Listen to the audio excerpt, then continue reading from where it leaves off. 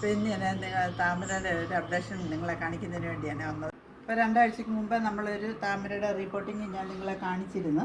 അപ്പോൾ അതിൻ്റെ പിന്നെ ഗ്രോത്തായി കാണുന്നത്. അപ്പോൾ ഇലയെല്ലാം വിടർന്നതുകൊണ്ട് നല്ല കരുത്തോടു കൂടി അതിൻ്റെ ഇലയെല്ലാം വന്നിട്ടുണ്ട്. 2 പോട്ടും ഇല്ലുമായിട്ടുണ്ട്.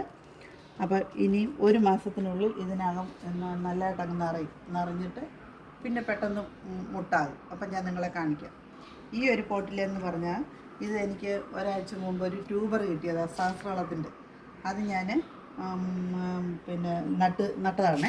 അപ്പോൾ ഇതിൽ നിന്നും ഈ നമ്മൾ നേരത്തെ ചെയ്തതിൽ നിന്ന് ഇച്ചിരി വ്യത്യാസത്തിലാണ് ഞാൻ ഇത് സഹസ്രവളമല്ലേ നല്ല വലിയ വലിപ്പമുള്ള പൂവും അതിൻ്റെ തണ്ടും എല്ലാം നല്ല കരുത്തായിരിക്കും. അപ്പോൾ അതിന് ഞാൻ ഇച്ചിരി ഇതിൻ്റെ പൊട്ടി മിശ്രമല്ല ഇച്ചിരി പിന്നെ അതിന് കൊടുത്തിരിക്കുന്ന വളമല്ല ഞാൻ ഇച്ചിരി വ്യത്യാസത്തിലാണ് കൊടുത്തിരിക്കുന്നത്.